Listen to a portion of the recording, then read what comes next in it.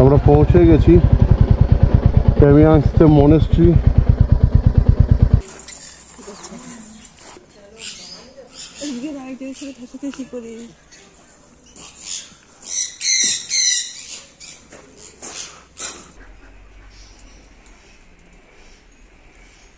এখন আমরা বার্ড পার্কে ছিলাম, এই আমরা এবার রুইন্সে যাচ্ছি। এই উপরটাতে বার্ড পার্ক ছিল আর এই রাস্তাটা চলে যাচ্ছে রুইন্সের দিকে। প্রায় অনেকটাই ভেতরে যেতে হবে।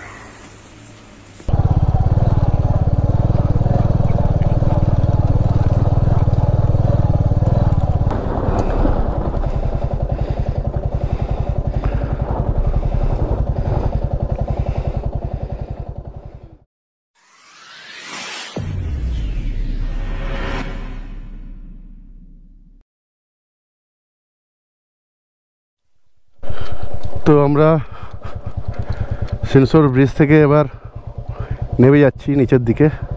সামনে ঝর্ণাটা দেখো কি সুন্দর, আর তার সাথে সাথে আমার এরকম অফরোডিংয়ের টার্নটা দেখো। গাড়ি পিছলাচ্ছে ঝুর ঝুর ঝুর ঝুর ঝুর ঝুর করে।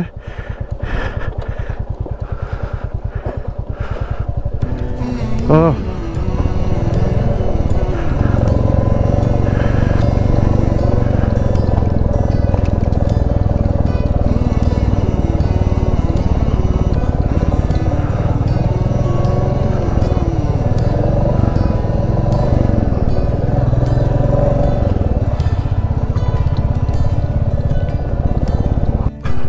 যেটা দিয়ে এসছিলাম,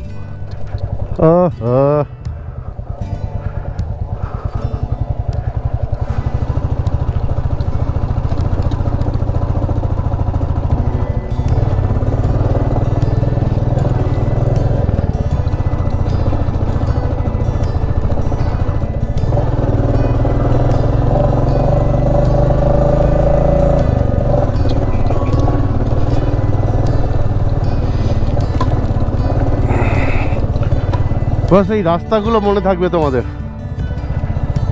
সিরিয়াসলি বলছি, রাস্তাগুলো মনে থাকবে।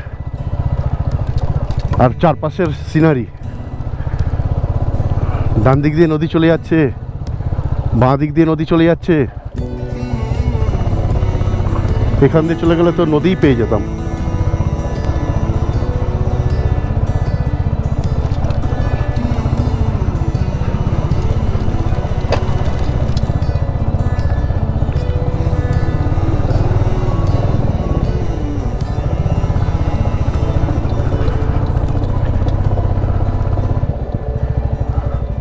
এবার কোন দিক দিয়ে?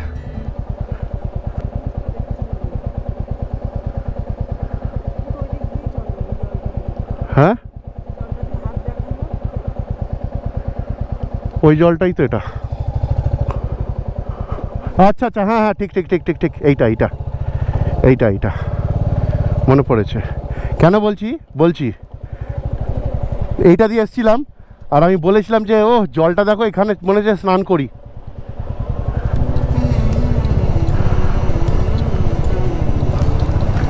রাস্তা এখানে প্রচুর গুলোবে, ঠিক আছে, প্রচুর রাস্তা গুলিয়ে যাবে, বাট তার সাথে সাথে ভালোও লাগবে। এরকম একটা ওয়াটার পাস ক্রস করছি। ওরে না, এখান থেকে নামতে হবে। দেখি ধীরে ধীরে নামার চেষ্টা করি। হ্যাঁ, ইজি ইজি, খুব একটা হার্ডেল নাই।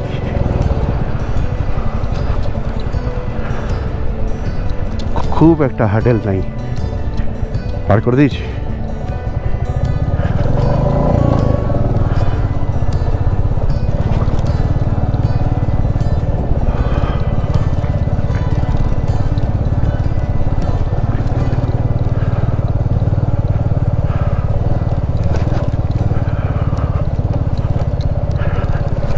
এই জার্নিগুলোই মনে থাকে বহুদিন পর্যন্ত।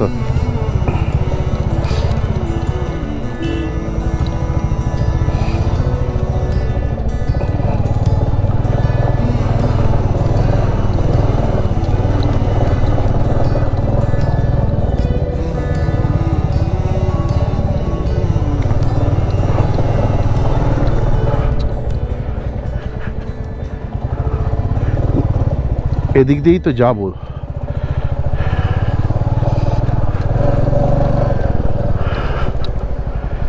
দেখো সিনারিটা দেখো। আমরা ওই যে উপরের পাহাড়টা, ওই পাহাড়টা থেকে নেবে নেবে নেবে নেবে আসলাম এতক্ষণ ধরে। 1 2 3 নম্বর পাহাড়টা, ওই যে 3 নম্বর পাহাড়টা, 3 নম্বর পাহাড়টা, আর এই পাশে একটা পাহাড় আছে, ওই দুটোর মাঝখান থেকে আসলাম। কাজ চলছে, আর এখান থেকে জলের স্রোতটা নেমে যাচ্ছে। কি নদী এটা নাম জানি না, তোমরা যদি কেউ জানো কমেন্ট বক্সে কমেন্ট করে জানিও।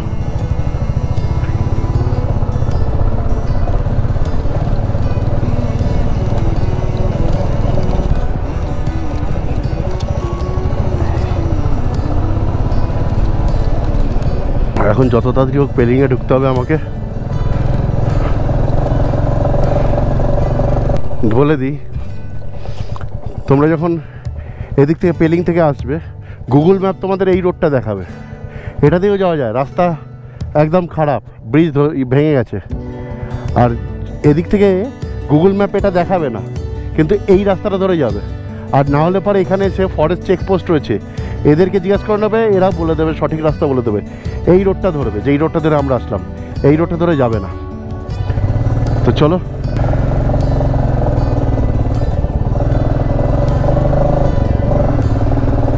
আমার সময় যেমন শুধুই নেমেছি, এবার শুধুই উপরে উঠবো।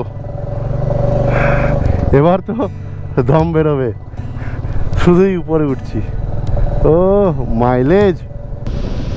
দিস ইজ ছঙ্গে ওয়াটারফল।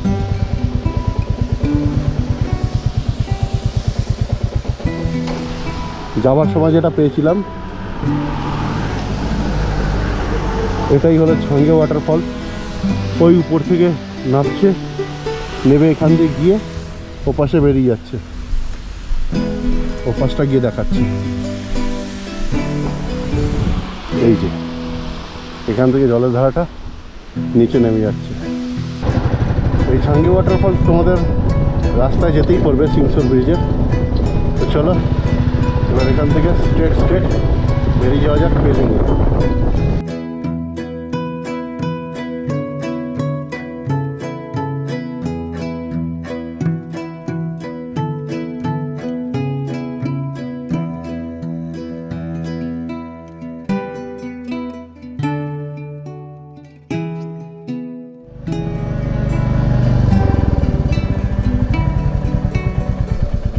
ফ্রেন্ডস, আমরা এবার পেলিং থেকে বেরোচ্ছি। এখান থেকে যাবো পেমাক্সে মনেস্ট্রি প্রথমে। আর দাদাদের অনুরোধে দাদারা ইনভাইটই করেছিল, লাঞ্চ ইনভিটেশন। ঠিক আছে, আবার দেখিয়ে দিই, শান্তনু পণ্ডিত। ঠিক আছে, এনার নম্বর ডেসক্রিপশানে থাকবে। প্রচণ্ড ভালো আতিথেয়তা, আমাদের কলকাতারই লোক। ঠিক আছে, কোনো রকম অসুবিধা হলে গাইডও করে দেবেন। তো আমি সমস্ত কিছু দিয়ে রাখবো, তোমরা আসলে অতি অবশ্যই যোগাযোগ করো, কোনো রকম অসুবিধা হবে না এটুকু বলতে পারি। তো চলো এখান থেকে এবার বেরোই, আর যেতে যেতে তোমাদের সাথে কথা হচ্ছে।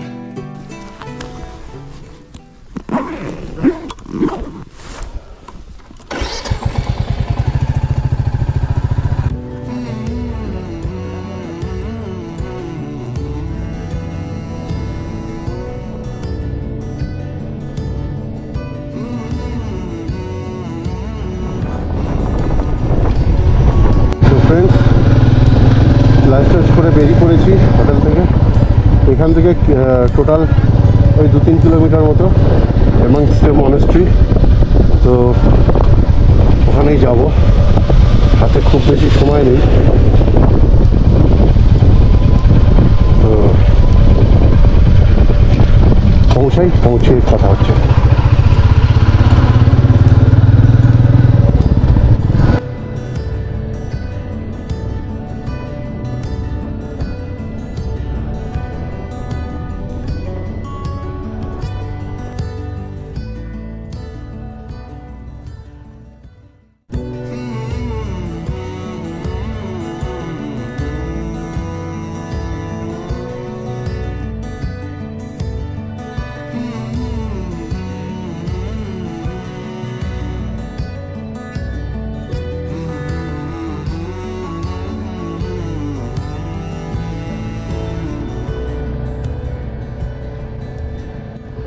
আমরা পৌঁছে গেছি পেমিয়াংস্তে মনেস্ট্রি।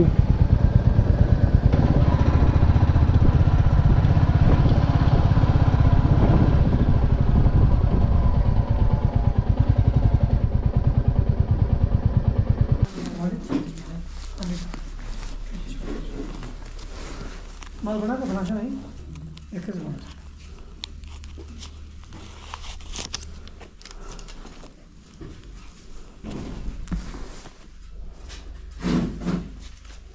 ये बस प्राइस है ना ये टिकट नंबर ये कौन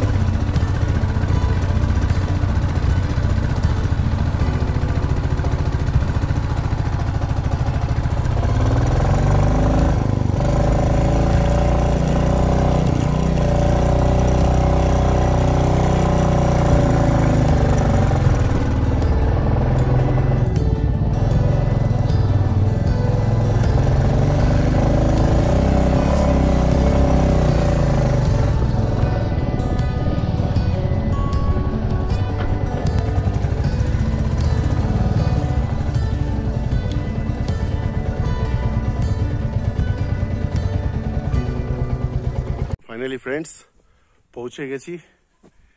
অনেকটা উঁচুতে, দেখলে তো, বিশাল উঁচু, বাপরে বাপ, প্রচুর খাড়াই, কিন্তু হ্যাঁ স্পেস ছিল ঘোরানোর। পেমিয়াংস্তে মনেস্ট্রি, চলো ভেতরে যাই। ভেতরে ক্যামেরা প্রহিবিটেড বলছে, দেখে আসি।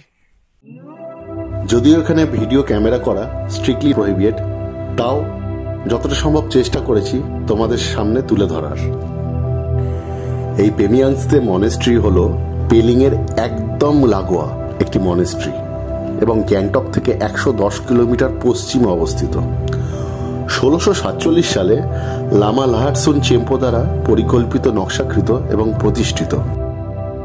এটি সিকিমের প্রাচীনতম এবং প্রধান যে মনেস্ট্রিগুলো রয়েছে তার ভেতরে একটি এবং সবথেকে জনপ্রিয় বিখ্যাত একটি মনেস্ট্রি। মূলত ছোট লাখাং হিসাবে শুরু হয়েছিল এই মনেস্ট্রিটি।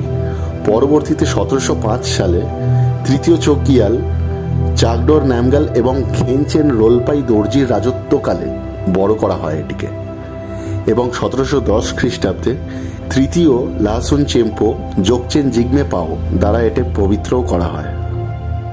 তিব্বতী বৌদ্ধ ধর্ম দ্বারা সিকিমের সমস্ত মনেস্ট্রিগুলো এখান থেকেই নিয়ন্ত্রিত হয়। এই মনেস্ট্রির সন্ন্যাসীরা সাধারণত সিকিমের ভুটিয়াদের থেকে বেছে নেওয়া হয়। এই পেমিয়াংস্তে মনেস্ট্রির ইতিহাস রাবদেনসে চাদর নামগ্যালের রাজত্বের সাথে খুব ঘনিষ্ঠভাবে জড়িত। চাদর একজন অত্যন্ত ধার্মিক ব্যক্তি। সিকিমে বৌদ্ধ ধর্মের প্রসারে বেশ কিছু উদ্যোগ নিয়েছিলেন তিনি আদেশ দিয়েছিলেন যে ভুটিয়া পরিবারের প্রতি 3 পুত্রের মধ্যে দ্বিতীয় জনকে পেমাংস্তে মনেস্ট্রির সন্ন্যাসী নিযুক্ত করা হবে। তার রাজত্বকালেই গুরু লাখাং তাসিডিং নির্মিত হয়েছিল।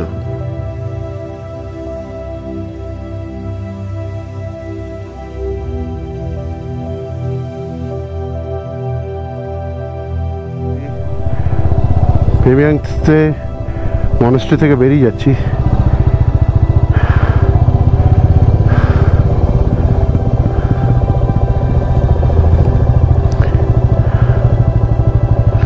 এবার এখান থেকে যাব রাবদাংসে রুইন্স।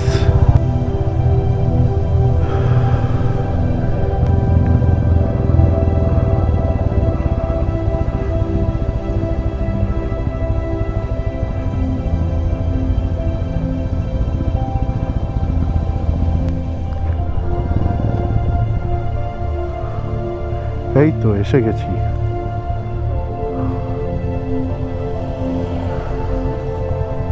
आ गया।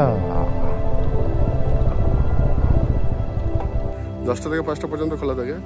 আর দুটো যদি একসাথে দেখতে চাও তাহলে আমাদের নিল 210 টাকা।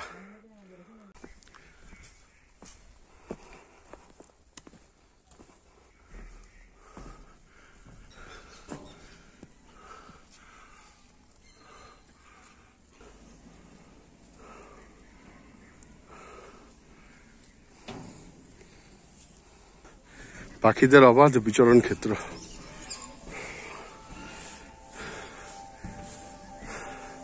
যারা বার্ড লাভার্স তাদের জন্য must visited place.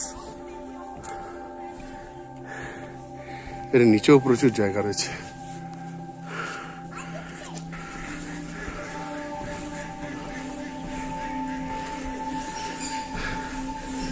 Feeding zone, এই জায়গাগুলো পাখিকে খাবার দেওয়া হয়, ওরা এসে খায়। সব জায়গা মার্ক করা রয়েছে।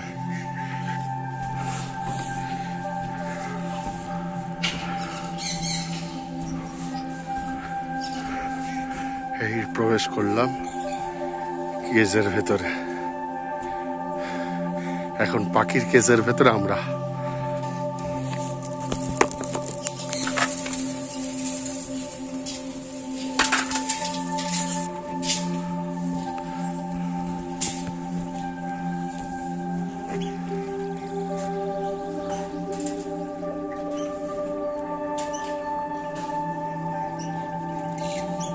ওরে বাস, কত পাখি ওপেন ওপেন। এ দেখো এখানে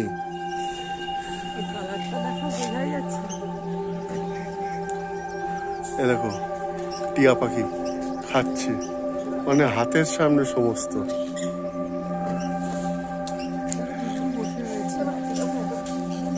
এ দেখো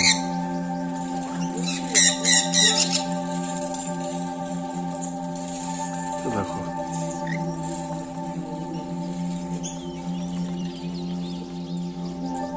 কি সুন্দর জোড়ায় বসে রয়েছে।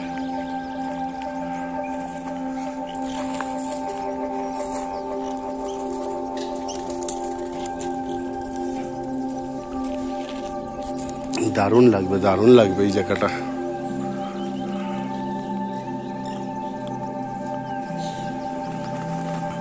চোখের সামনে সব পাখির অবাধ বিচরণ ক্ষেত্র।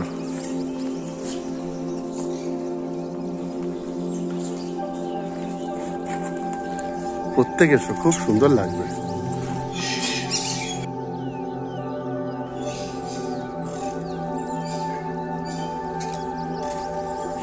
এটাকে দেখো, এটাকে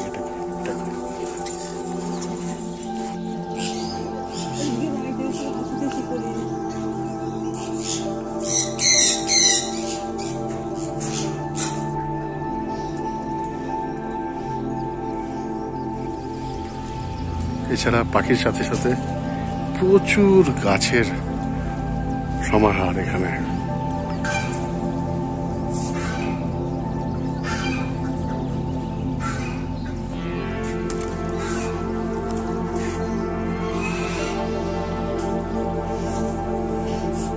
এখন আমরা বার্ড পার্কে ছিলাম, এই আমরা এবার রুইন্সে যাচ্ছি। এই উপরটাতে বার্ড পার্ক ছিল, আর এই রাস্তাটা চলে যাচ্ছে রুইন্সের দিকে।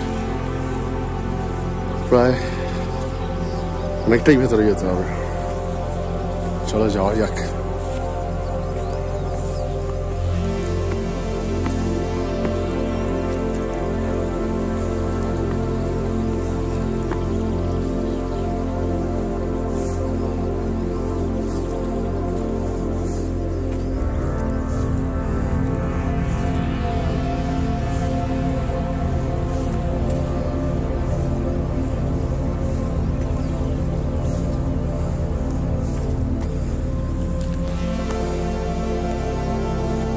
রুইন শব্দের অর্থ হল ধ্বংসাবশেষ। র্যাবডেন্সে রুইন্স হল একটি প্রাচীন স্মৃতিস্তম্ভ যা সিকিমের মহত্বের বর্ণনাকে চিত্রিত করে। 1814 খ্রিস্টাব্দ পর্যন্ত এটি সিকিমের দ্বিতীয় রাজধানী ছিল। প্রথমটি ছিল ইউকসুম, যেখানে আমরা দুদিন আগে গেছিলাম। এটি চোগিয়াল দ্বারাই নির্মিত হয়েছিল তো ফ্রেন্ডস, আমরা ওইখান থেকে ঘুরে ঘুরে এই সিঁড়ি দিয়ে উঠে উঠে আসছি।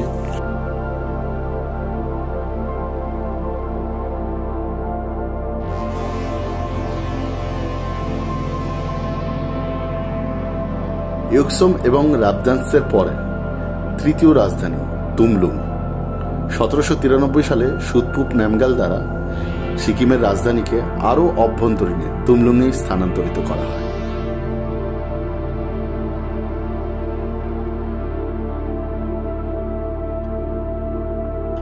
শতকের নেপালি আক্রমণের পরে এখানকার প্রাসাদ এবং মঠ কমপ্লেক্সটি ভেঙে ফেলা হয়েছিল এবং যার ধ্বংসাবশেষই শুধু রয়ে গেছে এখানে।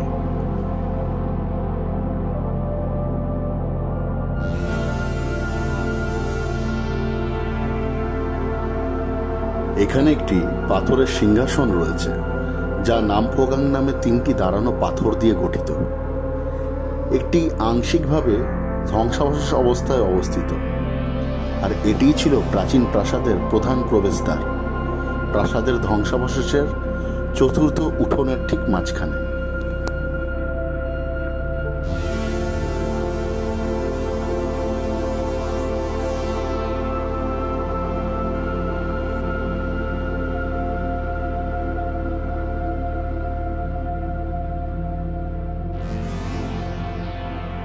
ঠিক করলাম যে রাবাংলায় বেরিয়ে যাব, যত রাতই হোক না কেন। রাস্তা একটু খারাপ রয়েছে, ঠিক আছে, ধীরে সুস্থে যাব, তাড়াহুড়ো নেই।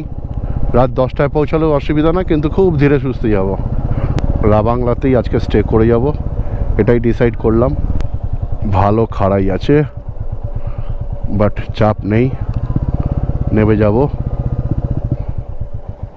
এটাকে এরমভাবে করতে হয়, এরমভাবে জাস্ট এরমভাবে হালকা করে ছেড়ে দিলে পারি, গাড়ি নিজের থেকেই এরমভাবে নেমে যাবে, কাত হবে না। হ্যাঁ, ঠিক আছে।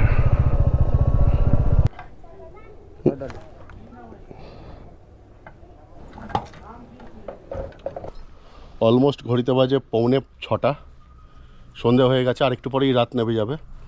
আমরা এখনও পর্যন্ত রাবাংলা থেকে 40 কিলোমিটার দূরে রয়েছি। আর মামনের লেগ গার্ড, যেটা লেগ গার্ড হয়, এই যে লেগ গার্ডগুলো, এই লেগ গার্ডের ফিতে ছিঁড়ে গেছিলো, কোথাও বাঁধ ছিল, ওটা রিপেয়ার করলাম, ঠিক করলাম। তো এখন পুরো রাস্তাটাই বাকি রয়েছে, অলমোস্ট যাবো রাবাংলা। বুঝতেই পারছো, সঙ্গে থাকো, উইশ মি লাক। এই ভিডিওটা যদি আপলোড হয়ে যায়, যদি এই ভিডিওটা তোমরা দেখো, তার মানে আমরা সেফলি পৌঁছে গেছি। তো চলো এগোই।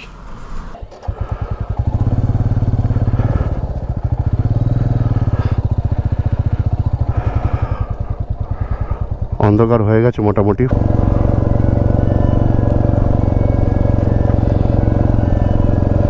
ফগ লাইট জ্বালিয়ে দিলাম, কারণ ছোটোখাটো গচ্চাগুলো নাহলে বুঝতে পারবো না।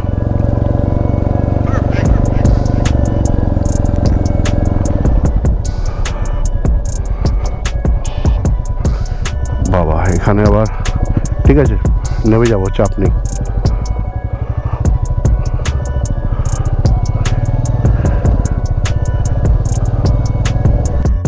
রাস্তাটার কথাই বলছিল, এখান থেকে রাবাংলা 24 কিলোমিটার, 24 থেকে 25 কিলোমিটার। আর প্রত্যেকেই বলছিল যে রাস্তা খুব জঘন্য, মনে হচ্ছে এই রাস্তাটার কথাই বলছিল। অলরেডি শুরু হয়ে গেছে, দেখো রাস্তার কন্ডিশন কি। আমার এরকম রোড হলে পরে অসুবিধা নেই, কিন্তু এর থেকে খারাপ হলে পরে রাত্রিবেলা অসুবিধা হতে পারে। রাস্তা তৈরি হচ্ছে।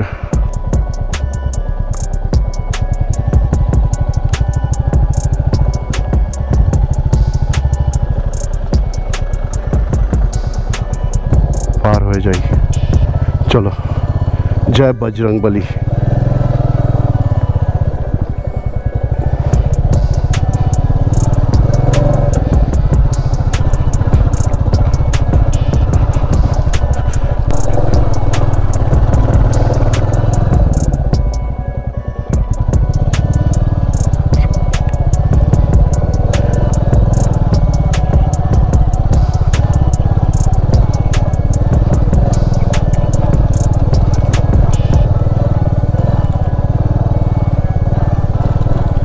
রাস্তা খালি দেখো, ও জানি না গোপ্রোতে কতটা ভালো দেখতে পাচ্ছ।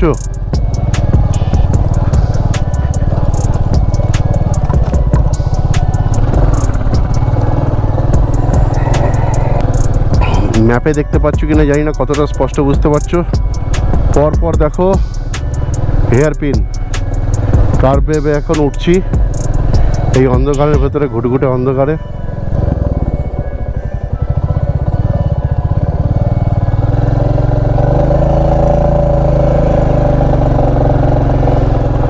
আবার উল্টো দিক থেকে গাড়িও আসছে, আবার একটা টার্ন রয়েছে, আর টার্নটা অফ রোডের মধ্যে। বাপরে ওরে বাপরে, এটা কি হচ্ছে? ये क्या हो गया, ये क्या हो गया?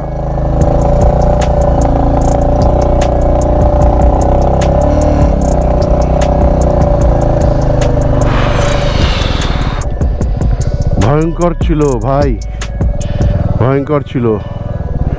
হে ভগবান, এই জন্যই বোধহয় সবাই বলছিল খুবই খারাপ রাস্তা কন্ডিশন।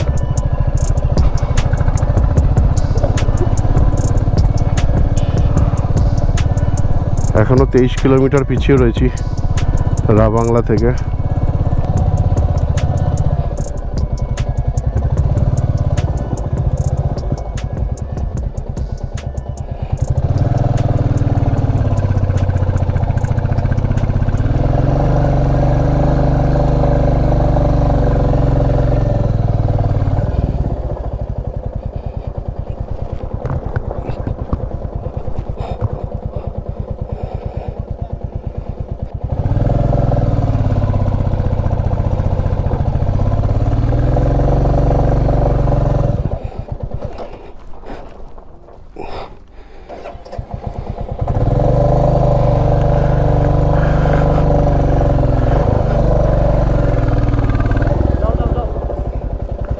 যাও তুমি যাও,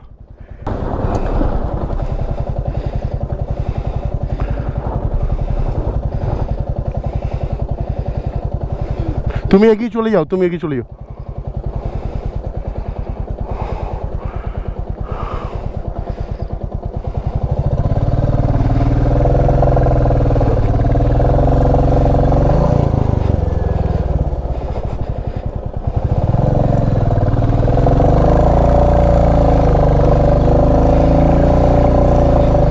এগিয়ে যাও, এগিয়ে আসো, এগিয়ে আসো।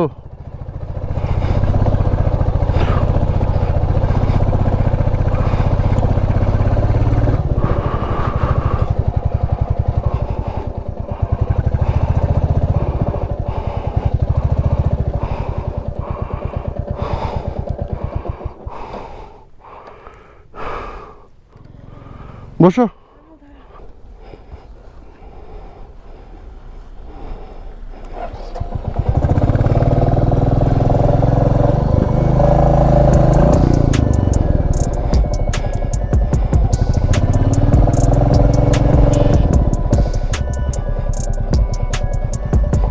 পুরো পাউডারে চাকা গোল গোল করে ঘুরছে।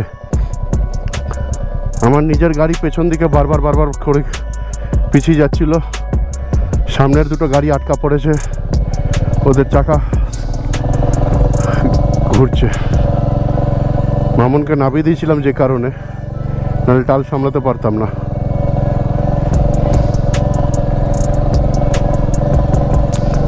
তো এই হলো রাস্তার অবস্থা। বাট ডিটারমিনেশন আছে, জেদ নয়, ডিটারমিনেশন আছে। ধীরে ধীরে ধৈর্য ধরে পরিস্থিতির মাপজোক করে বিচার বিবেচনা করে খুব ঠান্ডা মাথায় একটু একটু করে এগিয়ে যাব। এর আগেও এরকম ট্রিকি সিচুয়েশনে পড়েছি, সেখান থেকে ভগবানের আশীর্বাদে মাথা ঠান্ডা রাখতে পেরেছি এবং বেরিয়েও গেছি। এটা নতুন কিছু নয়, আশা করছি পারবো।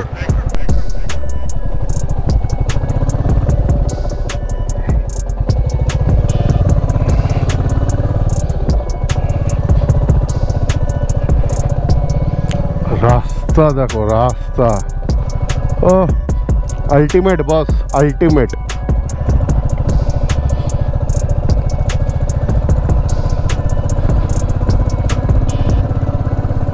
Ultimate road condition boss.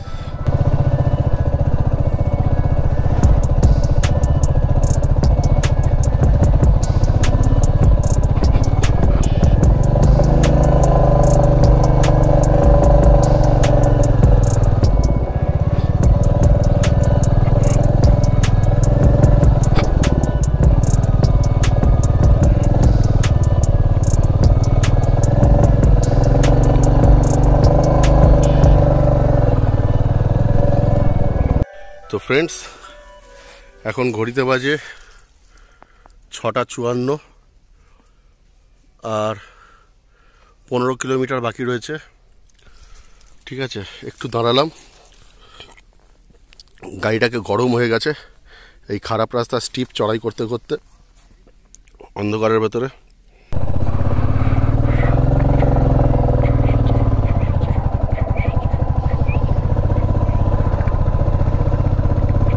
তো মোটামুটি আমরা রাবাংলা রিচ করে গেছি।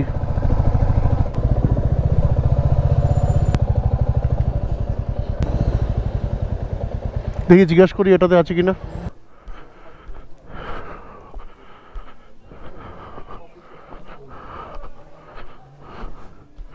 এক্সকিউজ মি, বাঙালি? কোথা থেকে আসছে? হাওড়া। আমার ওয়াইফ চাকদা।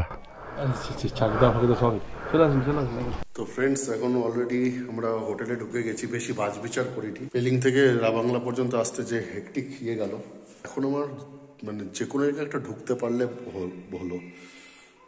ঠিক আছে, সিকিউরিটি দরকার, আর মাথার উপর ছাদ দরকার, আর গরম গরম খাবার, আর যেন একটা গিজার থাকে, দ্যাটস ইট। এখনো পর্যন্ত ডকুমেন্টেশন করা, নাম লেখানো, সাইন করা কিছুই করিনি। আমি জাস্ট রুমে গেছি, লাগেজ রেখেছি ফটাফট, কারণ প্রচণ্ড টায়ার্ড। এই হলো হোটেল রিগাল। ঠিক আছে, আমি এটা দেখেই আরও দাঁড়িয়েছি। ঠিক আছে, ভালো বাঙালি খাবার পাওয়া যায়। তো এসেই রান্না টান্না হয়ে গেছে, খেতে বসে গেছি, বুঝলে। তো খাবার কি দেখাবো, আগে খেয়ে নিই। এখানে আচ্ছা দেখিয়ে দিই তোমাদের। ডাল, কাতলা মাছের কালিয়া, আলু ভাজা, ফুলকপির তরকারি, বাঁধাকপির ঘন্ট মাছের মাথা দিয়ে, সালাড, ভাত, ব্যাট পাপড়, চাটনি, সব কিছু।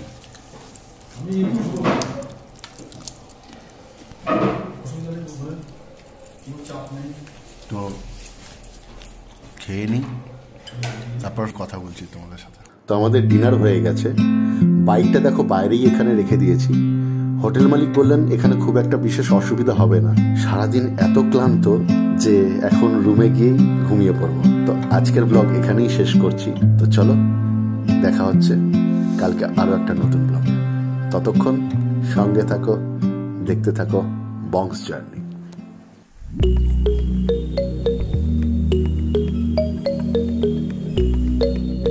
বিশাল জায়গা, বিশাল জায়গা জুড়ে দেখো।